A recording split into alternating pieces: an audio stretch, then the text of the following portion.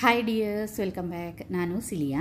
ಇವತ್ತಿನ ವಿಡಿಯೋದಲ್ಲಿ ಸೂಪರ್ ಟೇಸ್ಟಿಯಾಗಿರುವಂತಹ ಹತ್ತಿಯಂತೆ ಮೃದುವಾದ ಸೆಟ್ ದೋಸೆ ಸುಲಭವಾಗಿ ಮನೆಯಲ್ಲೇ ಯಾವ ರೀತಿ ಮಾಡೋದು ಅಂತ ತೋರಿಸ್ತಾ ಇದ್ದೀನಿ.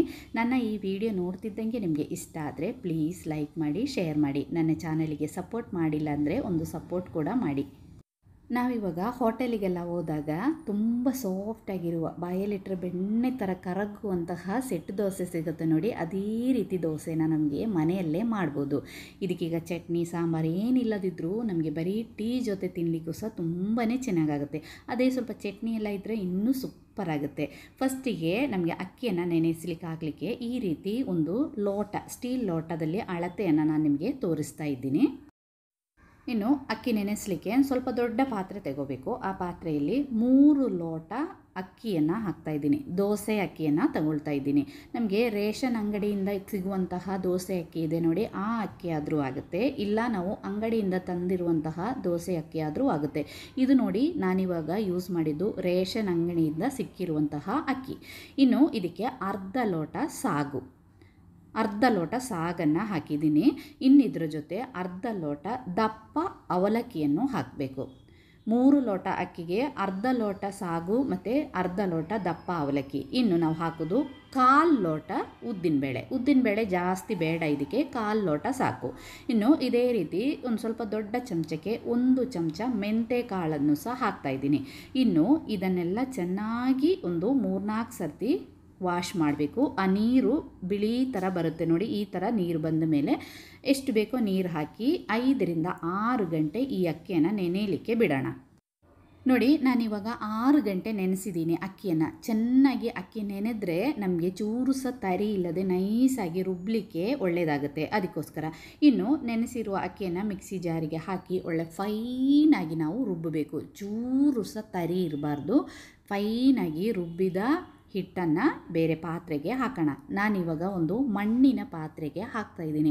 ಇದು ಸಹ ಒಳ್ಳೆಯ ಒಂದು ಟಿಪ್ಪು. ನಾವು ಈ ಥರ ಒಂದು ಮಣ್ಣಿನ ಪಾತ್ರೆ ತಂದಿಟ್ಕೊಂಡ್ರೆ ಅಕ್ಕಿ ಎಲ್ಲ ರುಬ್ಬಿ ಮಣ್ಣಿನ ಪಾತ್ರೆಗೆ ಹಾಕಿಟ್ರೆ ಅದು ಹಿಟ್ಟು ಉಬ್ಬಲಿಕ್ಕೆ ಸಹಾಯ ಆಗುತ್ತೆ. ಅದೇ ರೀತಿ ಸ್ವಲ್ಪ ನಾವು ರುಬ್ಬುವಾಗ ನೀರಲ್ಲಿ ಆದರೂ ಜಾಸ್ತಿ ಆದರೆ ಸ್ವಲ್ಪ ನೀರು ಅದು ಎಳ್ಕೊಂಡು ಹಿಟ್ಟು ಗಟ್ಟಿ ಆಗಲಿಕ್ಕೆ ಸಹ ಇದು ಹೆಲ್ಪ್ ಆಗುತ್ತೆ.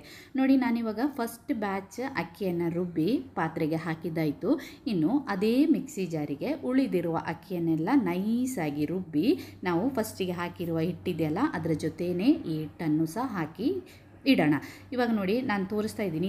ನಾವು ಎಷ್ಟು ನಮಗೆ ಫೈನಾಗಿ ಗ್ರೈಂಡ್ ಮಾಡಲಿಕ್ಕಾಗುತ್ತೋ ಅಷ್ಟು ಫೈನಾಗಿ ಗ್ರೈಂಡ್ ಮಾಡಬೇಕು. ಚೂರು ಸಹ ತರಿ ಇರಬಾರ್ದು.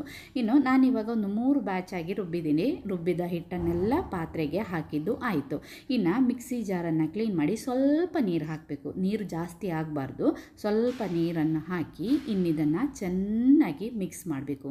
ಕೈಯಲ್ಲೇ ಮಿಕ್ಸ್ ಮಾಡಿದರೆ ತುಂಬ ಒಳ್ಳೆಯದು. ಇದೇ ರೀತಿ ಚೆನ್ನಾಗಿ ಇದನ್ನು ಒಂದು 5 ನಿಮಿಷ ಬಿಡದೆ, ಯಾಕೆಂದರೆ ನಾವು 2-3 ಬ್ಯಾಚ್ ಆಗಿ ರುಬ್ಬಿರ್ತೀವಲ್ಲ, ಅದೆಲ್ಲ ಚೆನ್ನಾಗಿ ಮಿಕ್ಸ್ ಮಾಡಬೇಕು. ಅದಕ್ಕೋಸ್ಕರ ಒಂದು 5 ನಿಮಿಷ ಇದೇ ರೀತಿ ಚೆನ್ನಾಗಿ ಮಿಕ್ಸ್ ಮಾಡಿ ಇನ್ನಿದನ್ನು ಮುಚ್ಚಿ ಓವರ್ ನೈಟ್ ನಮಗೆ ರೆಸ್ಟ್ ಆಗಲಿಕ್ಕೆ ಬಿಡೋಣ.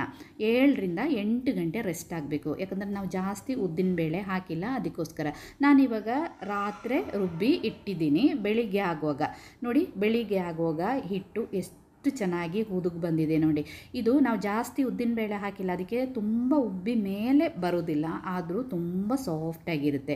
ಇನ್ನು ರುಚಿಗೆ ತಕ್ಕಷ್ಟು ಉಪ್ಪನ್ನು ಸಹ ಸೇರಿಸಿ ಇದನ್ನು ಹಿಟ್ಟನ್ನು ಮಿಕ್ಸ್ ಮಾಡಬೇಕು. ನೋಡಿ, ಮಿಕ್ಸ್ ಮಾಡುವಾಗಲೇ ನಿಮಗೆ ನೋಡ್ತಾ ಇದ್ದೀವಿ ಎಷ್ಟು ಚೆನ್ನಾಗಿ ಉದುಗು ಬಂದಿದೆ ಅಂತ. ಜಾಸ್ತಿ ಹಾರ್ಡಾಗಿ ನಾವು ಹುದುಗಿದ ಹಿಟ್ಟನ್ನು ಮಿಕ್ಸ್ ಮಾಡಬಾರ್ದು. ಇದೇ ರೀತಿ ಲೈಟಾಗಿ ಮಿಕ್ಸ್ ಮಾಡಬೇಕು. ಉಪ್ಪೆಲ್ಲ ಎಲ್ಲ ಕಡೆ ತಾಗು ಹಾಗೆ ಇದೇ ರೀತಿ ಮಿಕ್ಸ್ ಮಾಡಿ ಇನ್ನಿದನ್ನು ಮುಚ್ಚಿ ಒಂದು ಸೈಡಿಗೆ ನಾವು ಒಂದು 5 ನಿಮಿಷ ಆ ಉಪ್ಪೆಲ್ಲ ಹಾಕಿ ಇನ್ನೂ ಸ್ವಲ್ಪ ನಮ್ಮದು ಹಿಟ್ಟು ಉದುಗು ಬರುತ್ತೆ ನೋಡಿ. ಇದೇ ರೀತಿ ಒಳ್ಳೆ ಬಬಲ್ಸ್ ಎಲ್ಲ ಬರುತ್ತೆ ಹಿಟ್ಟಲ್ಲಿ. ಇನ್ನಿದನ್ನು ಒಂದು ಚೆನ್ನಾಗಿ ಮಿಕ್ಸ್ ಮಾಡಿ ಸೈಡಿಗೆ ಇಡೋಣ.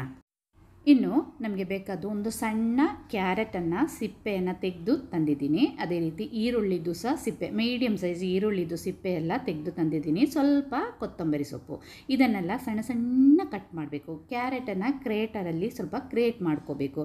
ಬೇಕಂದರೆ ಸ್ವಲ್ಪ ಹಸಿಮೆಣಸಿನಕಾಯಿಯನ್ನು ಸಹ ಸೇರಿಸ್ಬೋದು, ಆದರೆ ಮಕ್ಕಳಿಗೆಲ್ಲ ಆದರೆ ಅದು ಬೇಡ.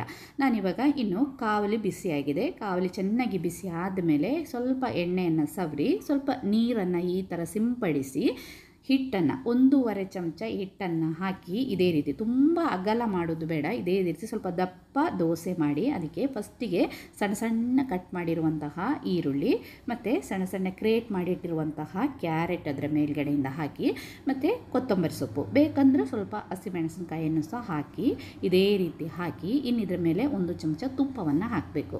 ಹಾಕಿ ಇದನ್ನು ಮುಚ್ಚಿ 3 ನಿಮಿಷ ಬೇಯಿಸಬೇಕು. ಆವಾಗ ಓಪನ್ ಮಾಡುವಾಗ ಈರುಳ್ಳಿ ತುಪ್ಪದ್ದು ಎಲ್ಲ ಒಳ್ಳೆ ಸ್ಮೆಲ್ ಬರುತ್ತೆ ನೋಡಿ ದೋಸೆಗೆ. ಇನ್ನು ಈ ದೋಸೆನ ಬೇಕಂದರೆ ನಮಗೆ ಇದನ್ನು ಮಗಚಿ ಹಾಕಿ 2 ಸೈಡನ್ನು ಬೇಯಿಸ್ಬೋದು. ಇದು ಚೆನ್ನಾಗಿ ಬೆಂದಿರುತ್ತೆ. ಇಲ್ಲ ಬೇಡ ಅಂದರೆ ಒಂದೇ ಸೈಡ್ ಮಾತ್ರ ಇದೇ ರೀತಿ ಮಾಡಿ ನಮಗೆ ದೋಸೆಯನ್ನು ತೆಗಿಬೋದು. ಮಗಚಿ ಹಾಕಿ 2 ಸೈಡು ಬೇಯಿಸಿದ್ರೂ ಆಗುತ್ತೆ. ಇಲ್ಲ ಮುಚ್ಚಿಟ್ಟು 3 ನಿಮಿಷ ಆದ ತಕ್ಷಣ ಇದು ಚೆನ್ನಾಗಿ ಬೆಂದಿರುತ್ತೆ. ಇದೇ ರೀತಿ ಆಗಿರುವ ದೋಸೆಯನ್ನು ನಮಗೆ ಬಿಸಿ ಬಿಸಿಯಾಗಿ ಚಟ್ನಿ ಜೊತೆ ಸಾಂಬಾರ್ ಜೊತೆ ಸರ್ವ್ ಮಾಡ್ಬೋದು. ಇನ್ನು ನಮಗೆ ಚಟ್ನಿ ಸಾಂಬಾರು ಏನಿಲ್ಲ ಅಂದರೂ ಬರೀ ಟೀ ಜೊತೆ ಹಾಗೆ ತಿನ್ನಲಿಕ್ಕೂ ಸಹ ಈ ದೋಸೆ ತುಂಬಾ ಚೆನ್ನಾಗಾಗುತ್ತೆ. ಒಂದು ಸಾರಿ ಆದರೂ ಟ್ರೈ ಮಾಡಿ ನೋಡಿ. ಈ ಸಿಂಪಲ್ ದೋಸೆ ರೆಸಿಪಿ ನಿಮಗೆ ಇಷ್ಟ ಆದರೆ ಲೈಕ್ ಮಾಡಿ, ಶೇರ್ ಮಾಡಿ. ಇದೇ ಹಿಟ್ಟಿನಿಂದ ನಮಗೆ ಪ್ಲೇನ್ ದೋಸೆ ಕೂಡ ಮಾಡ್ಬೋದು, ತುಂಬಾ ಚೆನ್ನಾಗಿ